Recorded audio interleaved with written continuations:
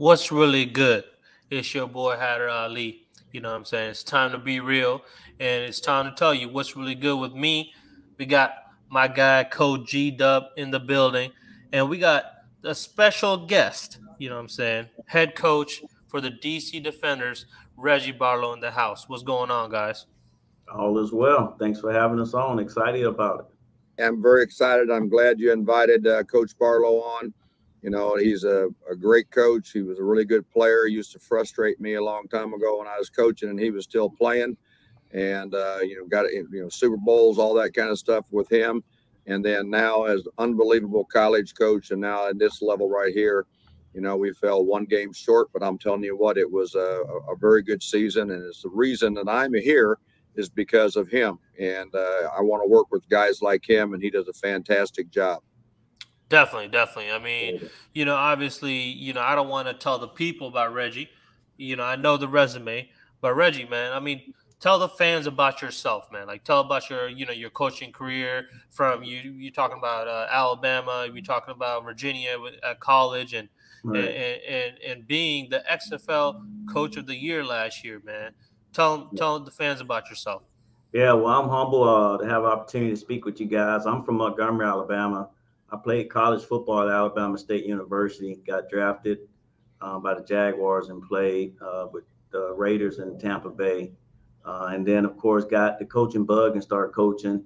I was a quarterback coach at Alabama State for a year or two, and then did offensive coordinator maybe 1 year, and then, of course, was named the head coach there and was there for 8 years and had some really good players, had some guys play in the NFL, some draft picks from Alabama State. Titus Howard being one of them, was a first-round draft pick. We had Jalen Ware, got drafted by the Raiders. But we had a long list of guys that either got drafted or signed as free agents at Alabama State. Isaiah Crowell was one running back that played for us. But then after that, we went to Virginia State, and what a fine university there, institution with great leadership. And there again, we were able to surround ourselves with good coaches. We was able to surround ourselves with good players and was able to go and win a lot of games. And even there, being a smaller school, we were still able to get a few guys. Trent Cannon got drafted from there in the 6th or 7th round by the Jets, and a few other guys that had opportunities to sign. So this opportunity came, had a chance to meet Mark Ross and Doug Whaley and Miss Danny Garcia and have a sit down with them on many occasions. And then they gave us an opportunity to come up here and be the head coach with the DC Defenders. And just like we've been at other places, we tried to populate ourselves with good people, good coaches.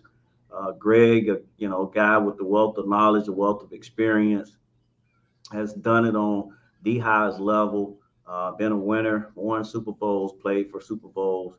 And then, of course, him being able to pour into myself, being able to pour into some of our coaches. Many of our coaches are, guys that coached in college, but being able to learn from Gregg. And but it's been a real good fit for us, this staff. And last year we were able to, with the leadership of Von Hutchins, our director of player personnel at the time, was able to build our team the right way with some really good players. And of course, we were able to go 9-1 last year and win the North, and then be able to play for the championship. So it was a fun season, and it's been a fun ride getting to this spot. I mean, you guys being, the first, in last year in XFL, points per game and first, rushing per game, the stat shows for itself. Obviously drafted in the 4th round and winning the Super Bowl, man, as a player. How does that, boost that self-esteem while you're coaching, the young cast who are trying to get another chance? Yeah, I mean, obviously, being drafted, I mean, I went to HBCU, Alabama State, smaller schools. So typically, guys, they figure you don't get drafted, or if you do, you don't have a career in the NFL. So just grateful for Tom Coughlin, the coach at the time that drafted me to Jacksonville, and really gave us the opportunity to be a part of that team, and was patient with us until we were able to grow into the position there as a receiver, and then obviously grow into the position of punt returner, which most of my career was built around being a punt returner, kick returner. and doing other things on special teams. But being able to go play for John Gruden with the good team that was already established in Tampa. Obviously, it had some really good players there, Hall of Fame guys, John Lynch and Warren Sapp and Derek Brooks and Ron. It was just an outstanding team who had been mentored and built by obviously when Tony Dungy was there, but Gruden came in and gave that extra edge that team needed and was able to help us get to the Super Bowl and of course win it. So that was a special time in life. Obviously, I had just come from the Raiders myself as a player. I got released in training camp, well after training camp, and was blessed to get the call from Gruden to come over there and hang out and play for him in Tampa. I mean, and also, we got the guy, my boy, Coach G-Dub. And, I know there's few games that you had out there as, you being a player in the NFL. You saw my guy G-Dub across the field. Right. Man, you had to get some type of fear, man. Like going against a guy like that. And now he's over there, with you as a tag team partner, man. Having G-Dub beside you, man. How does that make you feel? And going into the season a month away. Yeah. Man, tell me about it. Yeah, I mean, obviously, G-Dub, man, this guy, with him being at Tennessee with the Titans, and I was with the Jacksonville Jaguars. I mean, we, for 5 years, there were some extremely tough battles there, whether it was in Nashville when they first, well, I guess the Liberty Bowl or whatever we played in, and then of course we played at Vanderbilt. Whether it was there or whether it was in Jacksonville, where they called themselves the home team. Yep. Ironically. I think that was like 90, maybe in 98, the Jaguars, we went 11-2 in the regular season. Think about that. We went 11-2 in the regular season. And our only loss came to the Tennessee Titans both times. G-Dub led defense. And well, I want to correct that. And you went 14-2. 14-2. That's what I meant. Wait a minute. And then we caught back up again in the playoffs for the championship before going to the Super Bowl. You guys only lost 3 games that entire year, and it was all 3 to us. You were 15-3, and we had beaten you 3 times that year, and we went on to the Super Bowl that year. You see, my man G-Dub, he got an Excel sheet in his head. I try to tell people his IQ level is too good, man. Yeah. There's not many football coaches or human beings that have the knowledge that Coach Gregg has.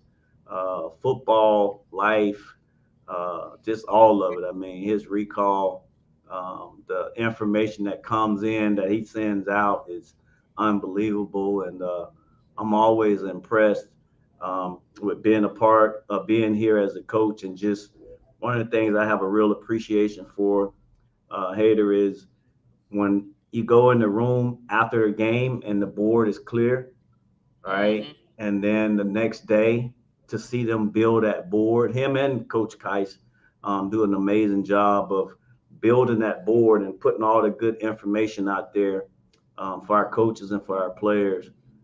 And then, of course, being able to install it where the guys can understand it and be able to react. So I have a real appreciation for that. So just outstanding coach and outstanding person.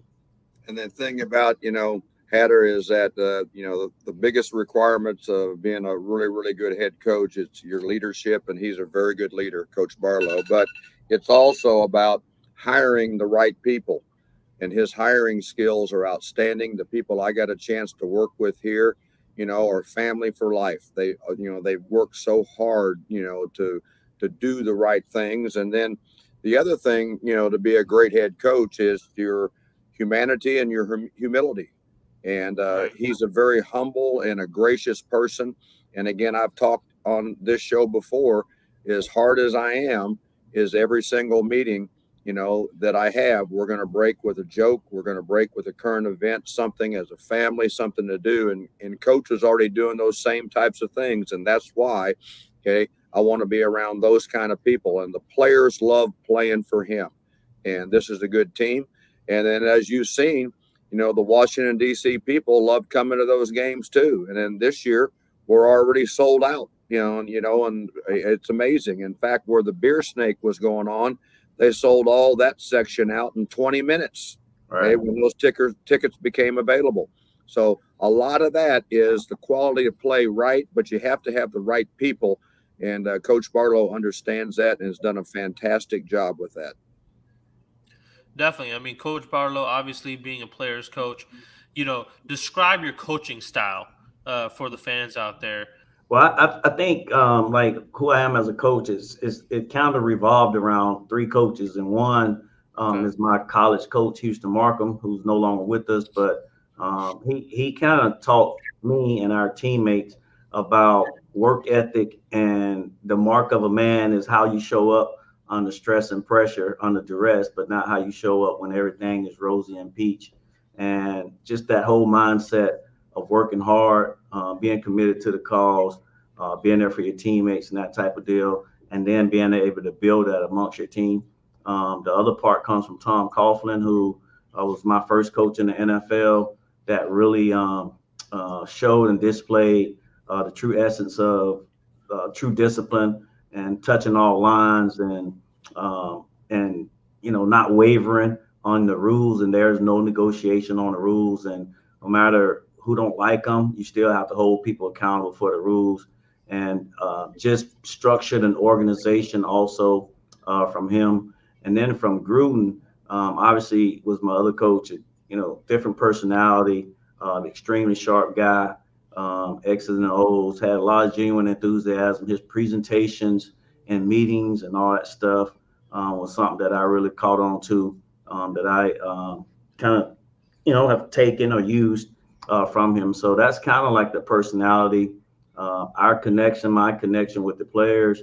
I'm a music connoisseur. I love music, and I think music is a connector. When you talk to all of these guys, or when you see them, the first thing they do is, they get in the car, they turn their music on or whatever. So I think that's another thing, knowing that, okay, Coach Barlow might play Kodak Black, but man, Coach Barlow, I will start meetings off with all type of music just to, just let guys listen to. It could be Phil Collins, it could be, some rapper, it could be Tim McGraw. So we connect to the guys like that. And then I do think there's something to guys knowing that you played in the NFL at the highest level, which is where they want to go. So I do think there's a little instant credibility that goes into that as well.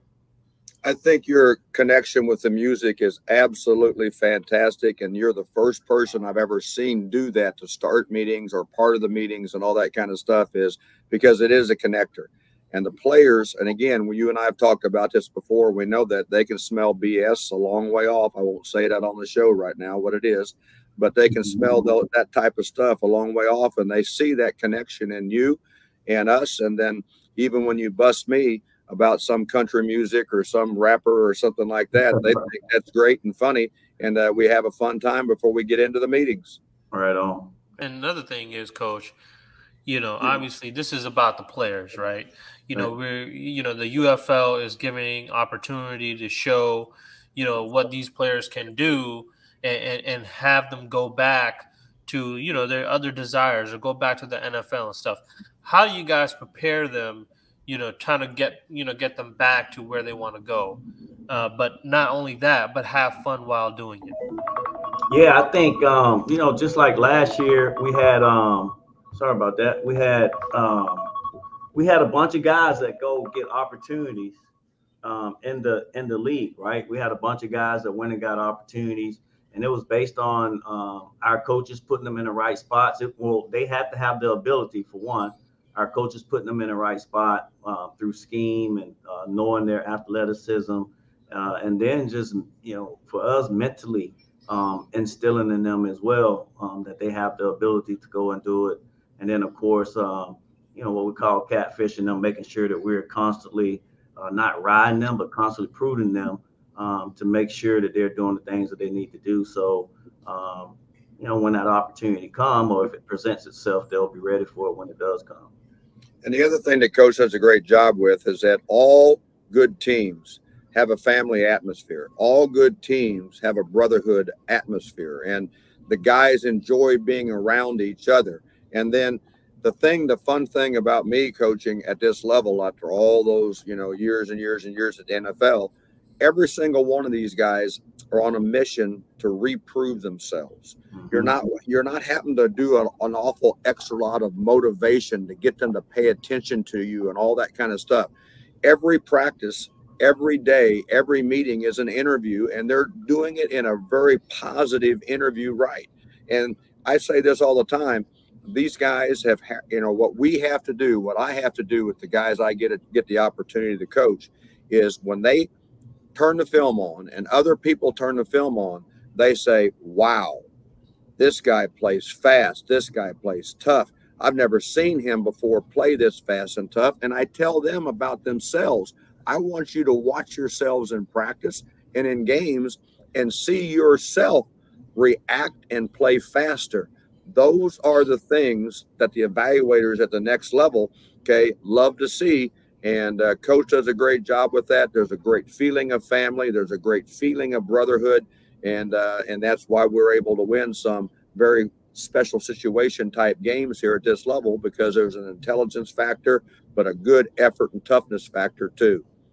I guess, and that's a great point that G-Dub said. But I guess too, it's like, we try to put these guys through the rest. We try to put them under stress and pressure, because we know when it's game time, the most rehearsed action will arise under stress and pressure. So they go through it at practice, and we challenge them. We challenge them in our meetings, and we challenge them on the practice field, challenge them in the weight room. So when those tough situations comes up in the game, man, it's a little slow for them. And echoing what Coach just said is that during the week of preparation, during the week of practice, during all that kind of stuff as we create them under stress. The players last year were shocked, and they would talk to me on game day about, you're so calm and you're so, and I said, well, why do you need more stress? We create that environment so that now you're overcome and game day is easier for you. So you can cut it loose and go play. And the players love that attitude and love that environment. And speaking of game day, and Coach G-Dub, I know you're going to love this question. Do you think the current UFL playing football style was the old style of how NFL used to be? I will tell both of us. I will tell you this.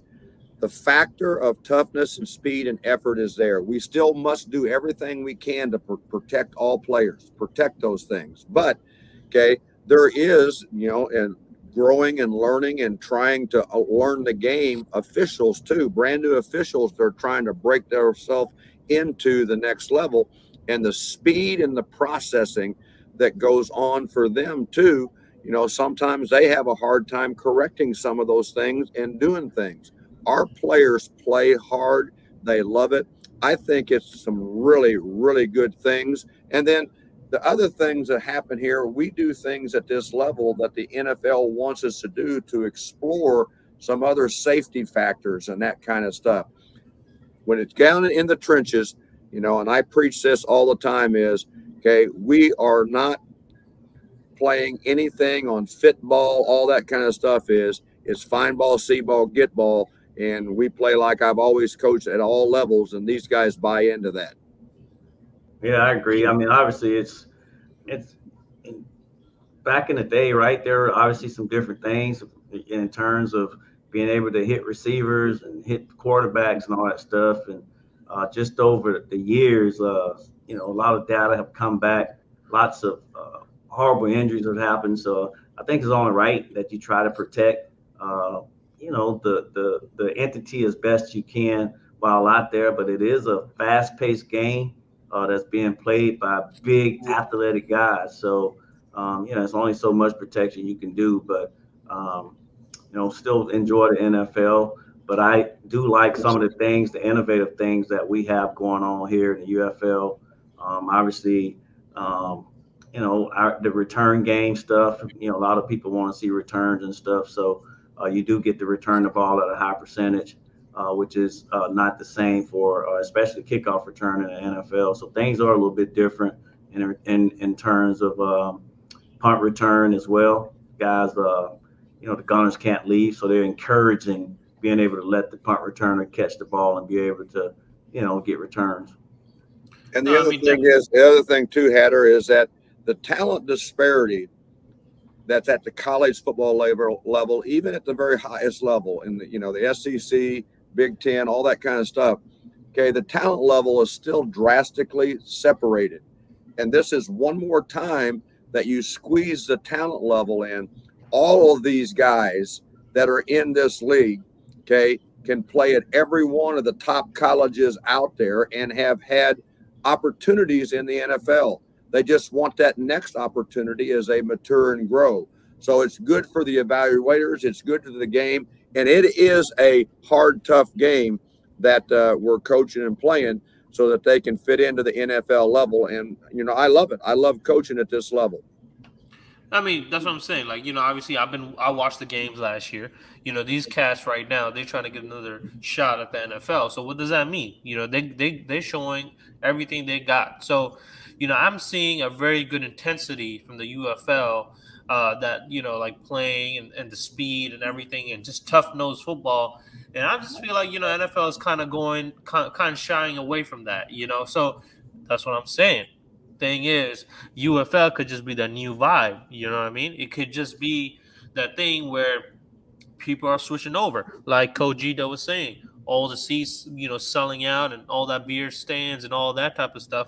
I mean, why? Because the fans want to see the game football, and I just obviously last year we're not really going to talk about the Commanders, G-Dub, because we always be we talk about that thing 24/7. So this show is not about that, but I'm saying is look at the tickets and all that, man. People are not really budging about it. They don't really care about all that. And then on top of that, it's just the game.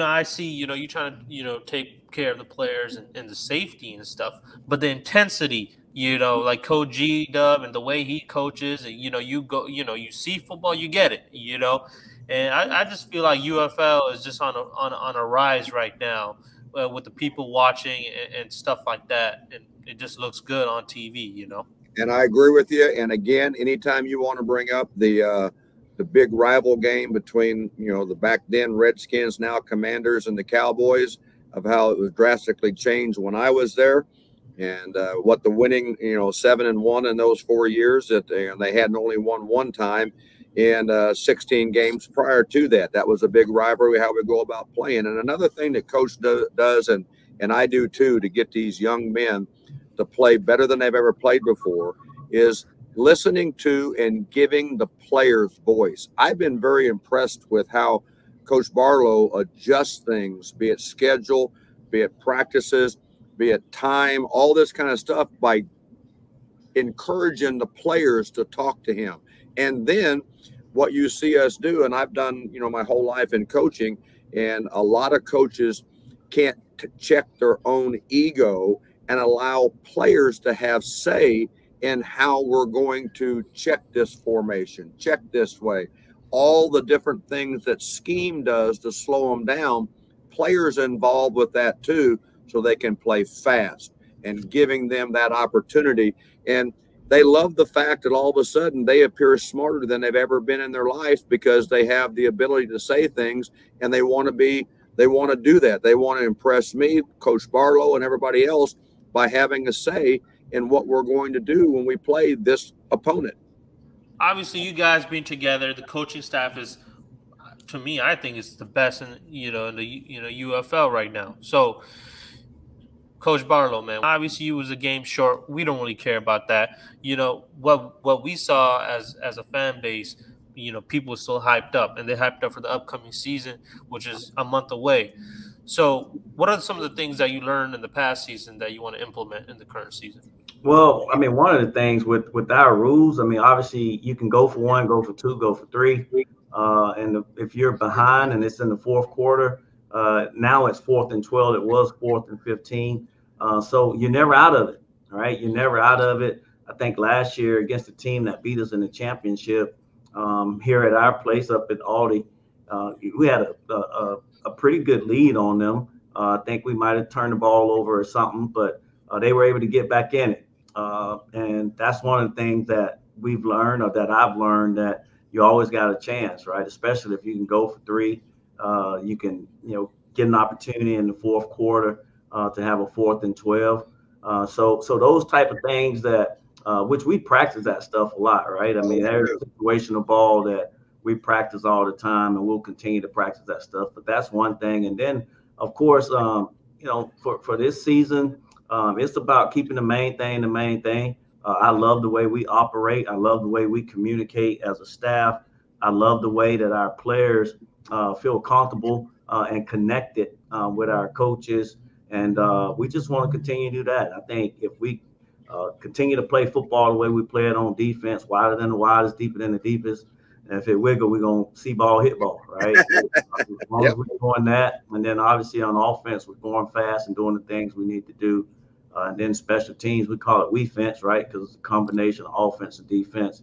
And I think we'll be fine. I do think we added some additional pieces on all offense and defense that I think really help us. There's some guys who've been showing flashes in camp, like, yeah, that's an upgrade from a position we had in the past. So looking forward to continue to develop these guys, looking forward to continuing, doing the work, and should be a fun season. And coach does a great job with managing load management. And the number one thing we have to do is do a great job of staying as healthy as we can throughout the entire season.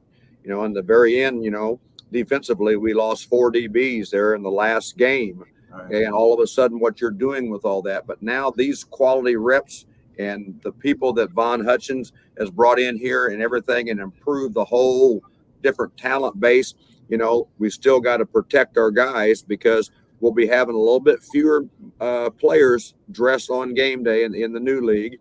And then, one fewer that we keep. And we've got to do a good job of keeping the right ones healthy so on game day they can cut it loose and win it all. We have to talk about the main goal this year, and that is winning the chip, which I see it happening. All right. How do we implement that to the players' head and be like, hey, man, we're going to, get that this year?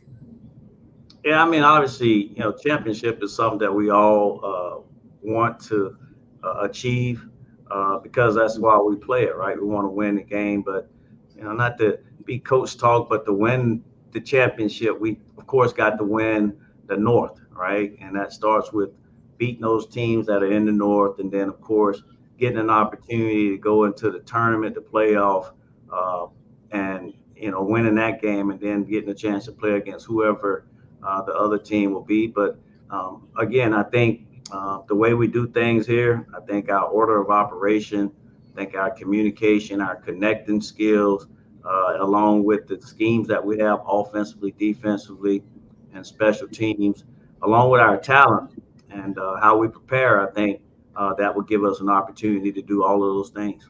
Exactly what Coach just talked about. And how you win a championship is how you win today, how you win tomorrow. And you stack those days up over and over and over again.